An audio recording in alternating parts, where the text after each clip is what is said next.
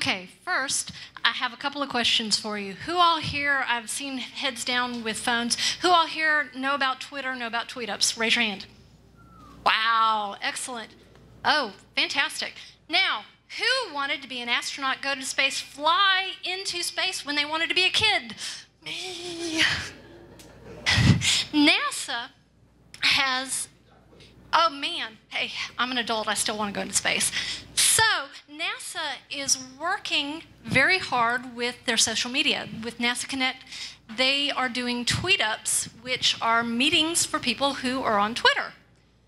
If you can get to a NASA tweet-up and you are picked, you put your name in the hat and they draw out a certain number. They've done tweet-ups at 6 different locations around the country for 3 different launches. If you can get there, you can be a part of it. So in September, I found out that I was going.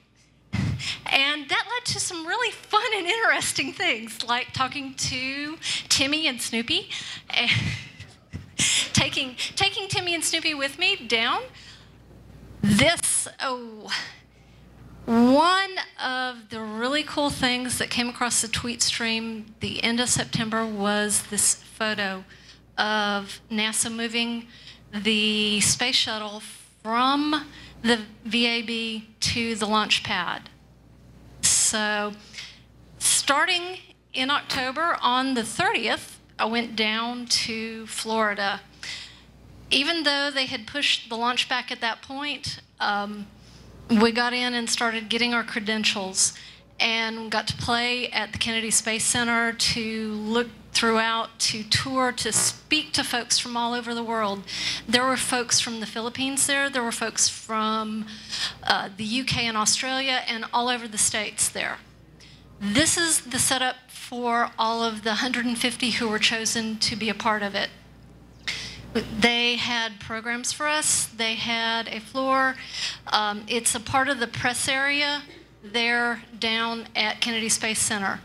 But one of the things we did was we all came in and got caught up with wireless. You can see some of the things. Everybody brought in laptops, netbooks, iPads. They had the KSC wireless for the press site set up. They brought in Bill Gerstenmaier, who is the Associate Administrator for the space program for human operations in space. They had Jason Goldstein, who's the VP for Twitter.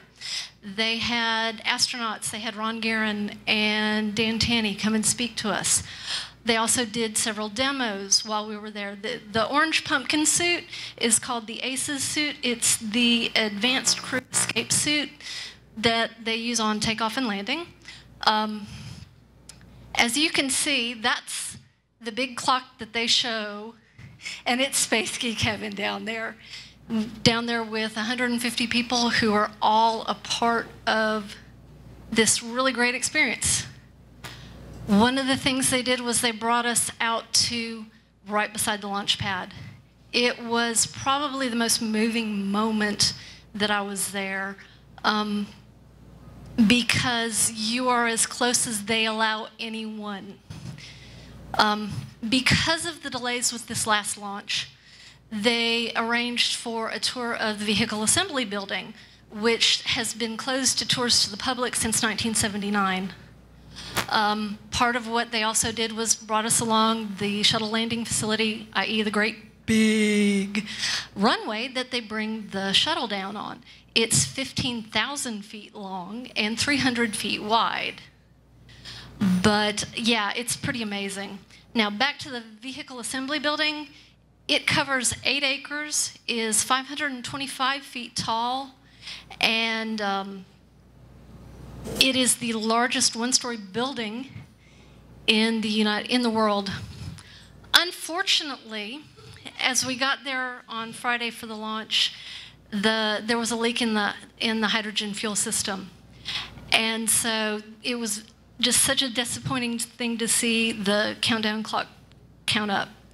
If you want to be a part of a NASA tweet-up, go to their site, nasa.gov Connect, check out the Tweet Up stuff. You can be a part of it too. They have invited us back, so watch for the hashtag NASA Tweet Up. Thanks, y'all.